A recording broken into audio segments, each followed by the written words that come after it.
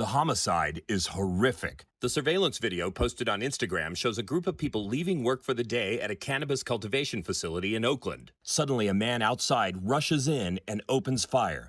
One woman is killed. A man is wounded. It was a straight volley, just bam, bam, bam, bam, bam, bam, bam, you know, and then some return fire you heard. It's unfathomable. It makes people in the industry that's already on edge over the edge at this point. Urzi Joyner is a former Oakland police captain who is now a security consultant for several cannabis-related businesses. He showed us this video of a business that was looted in late May following the protests. That's marijuana being hung up as part of the cultivation process. Joyner says caravans of dozens of looters hit a bunch of the cannabis businesses all at once in late May, early June. Individuals came in, stole product. Some locations lost upwards to $1 million worth of product. We lost everything. Debbie Goldsberry runs Oakland dispensary Magnolia Wellness. She says looters wiped out her business, closed it down. Goldsberry points out cannabis businesses are already vulnerable because federal laws prevent them from using banks.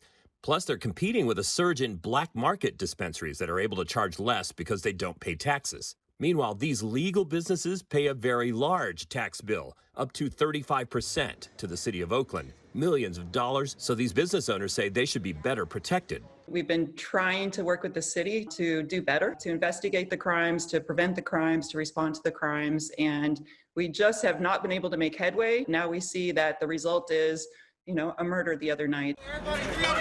Oakland police point out there were 200 calls for looting following the protests, and it wasn't just cannabis companies. The department does have a cannabis unit with one Oakland police officer assigned.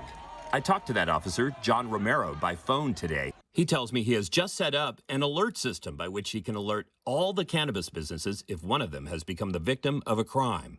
Police do not have any mechanism to report cannabis-related crimes, which means there's no efficient way to track them. Romero says the department is working to get such a system in place. Meanwhile, the cannabis business owners say they want more officers in that cannabis unit and a better plan. With all the tax money paid, there's not one strategy in place to not have a response from law enforcement on many instances, not just this last protest, but on many instances throughout the year is unacceptable.